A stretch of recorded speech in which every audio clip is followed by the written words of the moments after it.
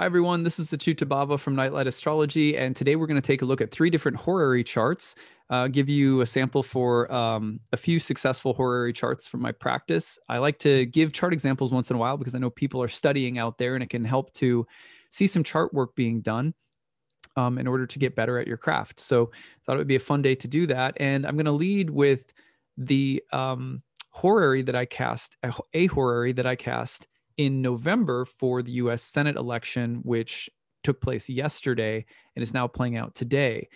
I also want to take a minute to explain why I didn't release this in advance of the election, but it's still a good horary that showed the results really nicely. It looks like it did anyway. And so we'll talk about that first. And then I've got one horary on will my daughter get into school, and another one on will I carry the pregnancy to term. They're all really good horary, so I hope you enjoy them. In the meantime, I want to remind everybody that I extended the Kickstarter rewards until Sunday. I've had people emailing me asking me if you can still pick up one of the calendars, the year ahead reading, a year ahead horoscope reading, and discounted tuition on my classes. Yes, until Sunday we've extended it. So if you want that, email us at info@nightlightastrology.com. All right. So the first chart is, will the Dems win the Senate? I want to say a few things about this. One, there's two reasons that I didn't release it in advance of the election. One, I'm really tired of politics right now. I'm just taking a break from the news, frankly, and from the political scene in general. I find it personally exhausting. I'm just going to be real right now and just say that I don't care if people think that's good or bad. I just don't. It's like, some people are called into the political arena and their spiritual life will play out in that political arena, and I salute you. Mine is not so much in that arena, and I think that's okay. And I've had to come to realize that that's just who I am, and I'm not going to feel ashamed about that. And I've battled with that because at times I realize that I try to be more political than I am, or more engaged in political discourse or involved in the political reality of life than I am, because I'm afraid of what people will think if I'm not. The truth is that we're all political animals. So it's not that I don't vote. It's not that I don't have opinions or feelings about things. It's just that I personally feel that my mission in life is to spread a love of God, and to do it through astrology. And for me, that's more important than anything political. That's just my truth. And like, if people like me because of that, great. And if they don't, then that's okay. So that's where I'm at with this. And after the US election, I just felt like I needed a break from politics and from talking about things at all related to politics for the most part on my YouTube channel. As much as I can avoid it, I do, because it generates a lot of stress and tension. And I have, I'm a Cancer sun and Mercury in Cancer. I have a soft heart underneath it all, I guess. And receiving a lot of really hateful comments and emails and stuff like that anytime politics comes up, it takes a toll on me. It takes a toll on my family, my kids, and people are just ruthless online because they're not standing face to face, and they can't have a heart-to-heart connection with you and realize that you're just a person. So people, I've had to learn how to kind of not take too seriously either people really liking what I do or really not liking what I do or say, and just try to be my best self. And so that's what I'm doing. And so a big part of it was like, I just don't want to touch election stuff. Again, I don't want to think about politics, the news. Like, I haven't watched the news or even really looked at the news pretty much at all since the election. I just felt hungover and just needed a break. That's me. I'm not telling you how to think or feel, but for that reason, I was like, I just don't want to do it again. The second reason that I had for not wanting to run this chart through my YouTube channel at first was that I felt uncertain about certain elements of the chart. Now, I actually talked through this chart with one of my astrology teachers, and also had some pretty deep philosophical conversations between the election and the casting of this chart about the nature of political horary in general. So I want to take you through a few of those things before I dive into this chart as well, just because they're interesting context. I'll talk you through the craft points of why I was kind of on the edge about this chart, even though I ended up judging it correctly. But I want to show you kind of what made me really uncertain about it.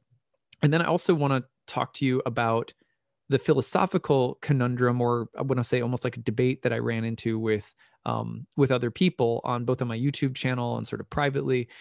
So the basic thing that I got some pushback on with the election horary was that, you know, you shouldn't cast horaries for elections because you're not personally involved with the outcome. So I understand this perspective. And in general, as someone who uses not only astrology, but also the I Ching and tarot for many years of my life, I believe that it is best to not ask idle speculative questions to the oracle. It's just not a good practice. And for a lot of people, the election is idle speculation, curiosity. It's I don't care that much. It doesn't affect my life that much, but you know, I'm interested. On that level, I agree that we shouldn't be asking questions to the oracle, just, you know, idle gossip, idle speculation, not really personally invested. But I also sort of vehemently disagree with the idea that a public political election is not in the interest, it could not be a legitimate concern or interest of someone asking a question. Now, generally speaking, I find that I've never once in 10 years taken a question from a client about a political or public matter, or I even regularly turn down clients if they ever ask to inquire about something that's not directly connected to them. So that's part of my practice. But I believe that horary practitioners, or students of horary, in other words, who have a legitimate interest in the art and craft of horary, have a good, humble, and sincere, you know, relationship with the oracle. They're trying to walk in integrity in their relationship with the oracle, and they also have a legitimate interest in a public matter like an election. I do believe that that's fair game, and I just vehemently reject the idea that that there's some categorical way in which you can't use horary to ask about a public election. So I think that, you know, some practitioners may feel like for them personally that's hands off, and I respect that. But I do believe that horary can be used and has been used for thousands of years to inquire about mundane matters, meaning things happening in the civilization as a whole, whether it's the fluctuations of the stock market or the outcomes of soccer championships or political elections. I do believe that there is room for people to have legitimate, sincere interest in the outcome of such questions. And if they're in a humble, sincere relationship with the oracle in their life, which is not something that you have to build that relationship, then I think that practitioners and students can answer, and they serve as great learning moments for students. I don't. I mean, one of my favorite ways of learning horary is to, whenever there's a sports match that I have legitimate, you know, emotional investment in, like I'm going to watch the game and I really want one team to win.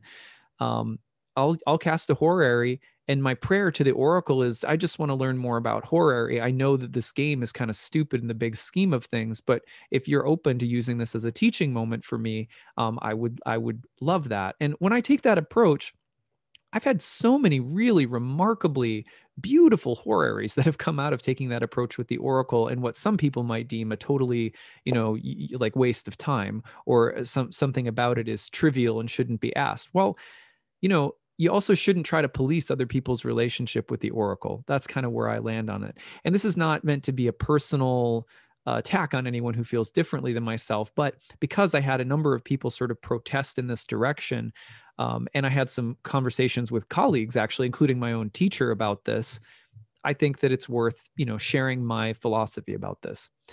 So that's kind of where I stand on it. At any rate, the main reason that I was really uncertain about this horary is because there are two things. One, the main question that I wanted to know was, will the Democrats win the Senate? We know that if there's a 50-50 balance in the Senate determined by this election, in which case both Democrats would win, that the Senate would be 50-50, and of course the tie-breaking vote would be with the Democrats through the vice president, if I've got that right.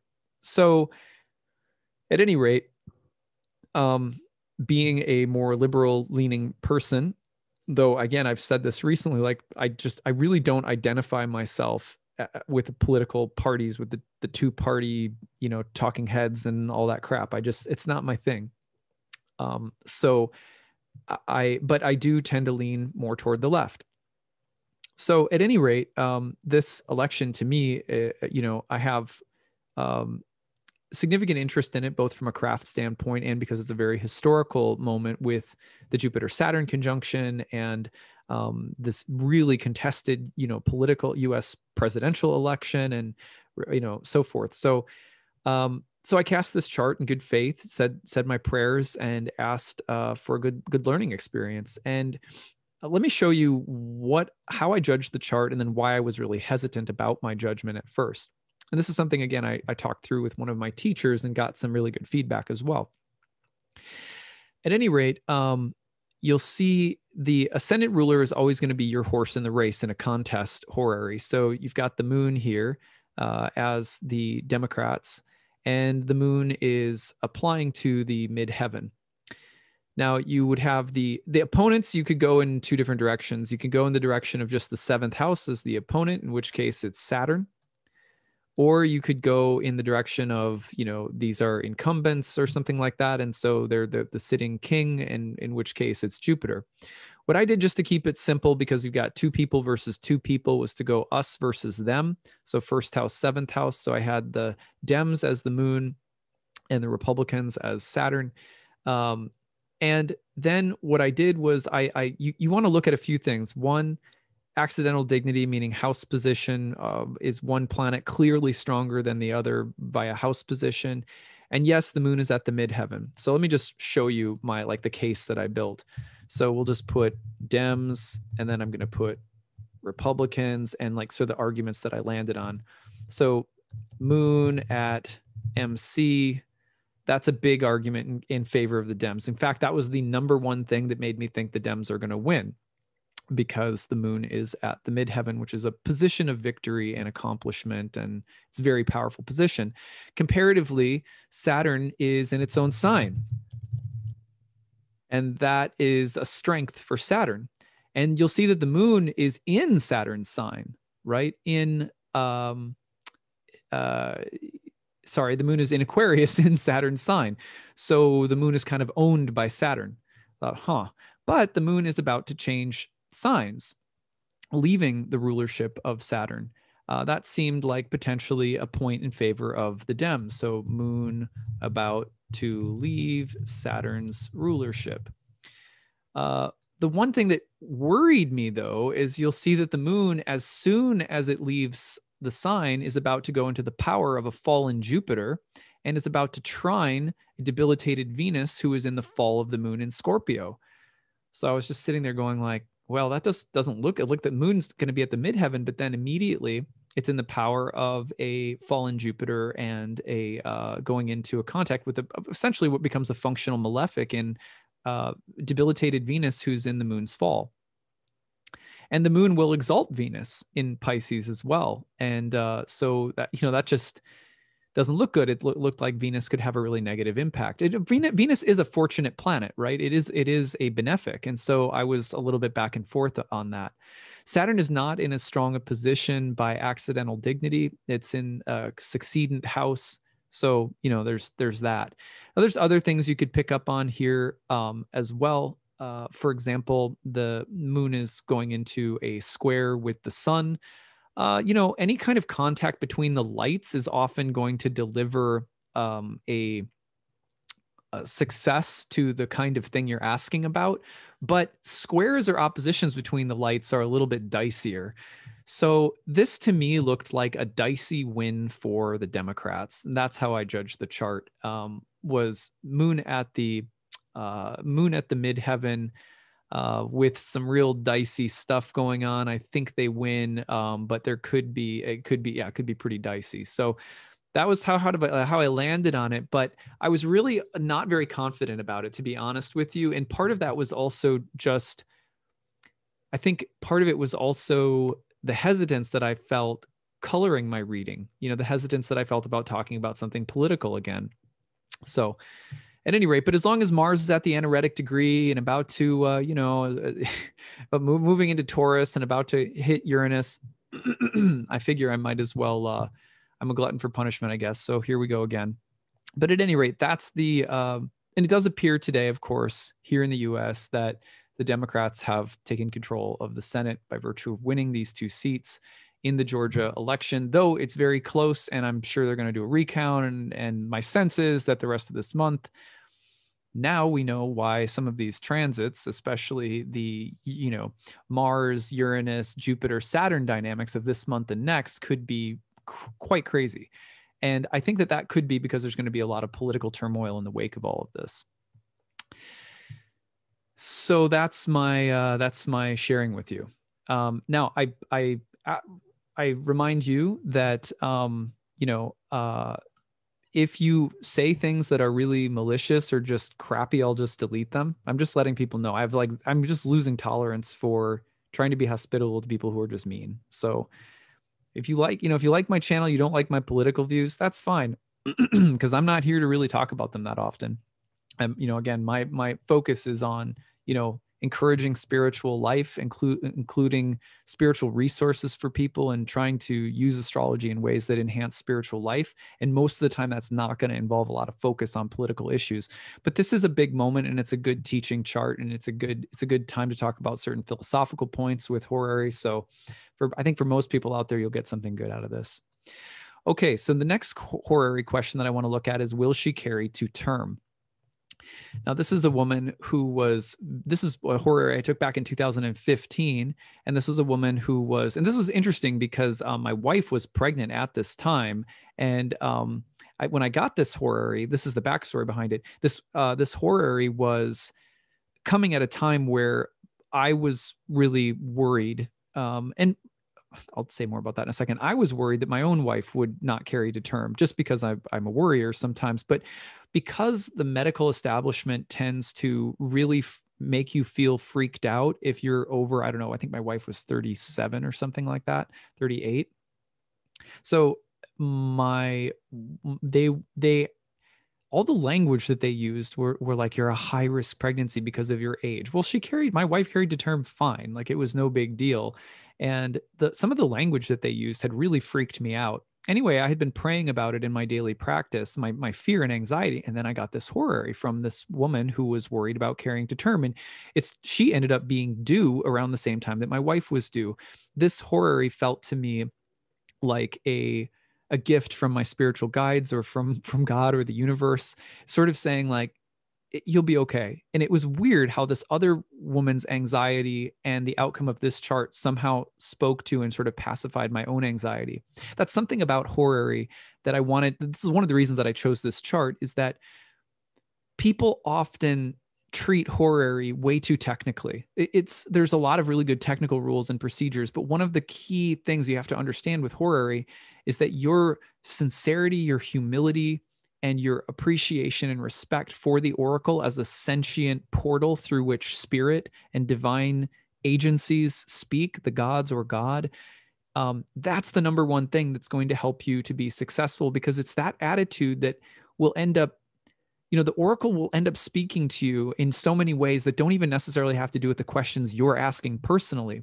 The same is true for our astrology readings. You'll have people walk in for an astrology reading asking questions or concerned with the kinds of things you're concerned with, and the fact that you have to help them through it. Suddenly, you've just given yourself your own medicine. You have to take your own medicine that you give out. So, I think horary is beautiful in that regard as well.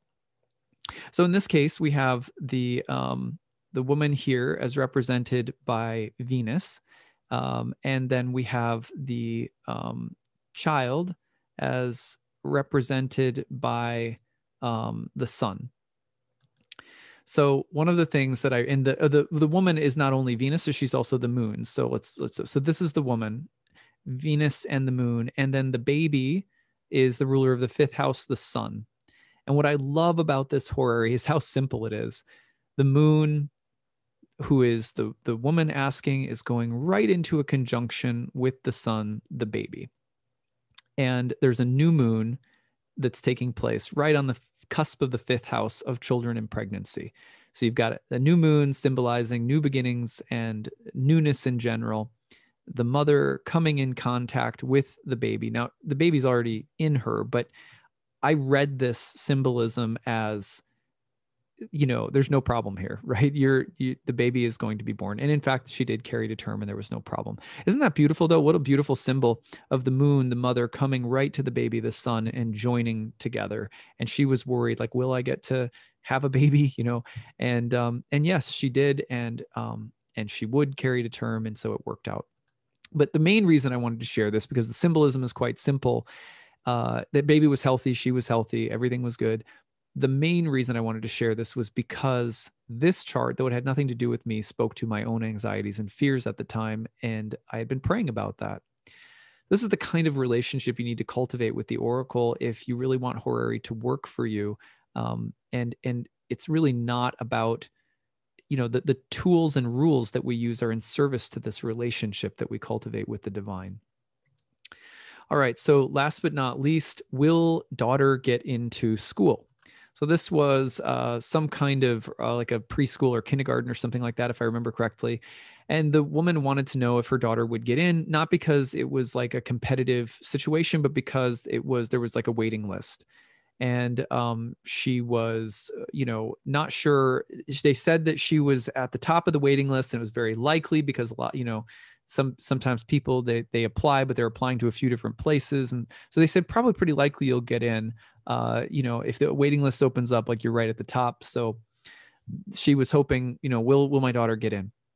Okay, so here's the school. It's going to be like a primary school. So it's the ruler of the third house, which is Jupiter. The daughter is going to be the fifth house ruler, which is Venus.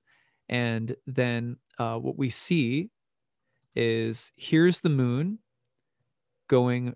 It is in the process of going from Venus, right? It's just aspected Venus, and it is carrying or translating the light over to Jupiter, the next aspect that it makes. So it's going right from Venus to Jupiter. And this is called a translation of light. So one of the things that happens in horary is that you want to see different planets coming together and therefore the topics that they represent connecting. And that's how you get a yes for the type of question that you're often asking, like, will I get together with this person I like, or will I get the job, or something like that. Well, in this case, Jupiter represents the primary school, the third house ruler. The fifth house is the daughter, Venus. And then the moon is bringing Venus and Jupiter together. Hits Venus, goes right to Jupiter. That's called translation of light. So in this case, the answer was yes, your daughter will get into school. And in fact, the daughter did get into the preschool, which I believe they said at the moment was online or virtual or something like that. So because of COVID. At any rate, so those are three different horaries from my practice that I thought you would like, with a couple different concepts and some philosophical ramblings. Hopefully they were interesting for you. I hope you guys have a great day today. And thank you again so much for the support of my Kickstarter this year. It was fantastic. I've been in the process of making recordings, and this week I thought that I would need time off, but it looks like I'm not actually going to be able to get started on some of it until early next week because of the process that Kickstarter has of collecting the pledges and verifying all of them and stuff like that. So probably there will be some days off that I'm going to take this week or next. And then things will get back to a regular schedule probably a little bit later in January. Anyway, like I said, thanks for watching. I hope you guys have a great day. Take it easy. Bye.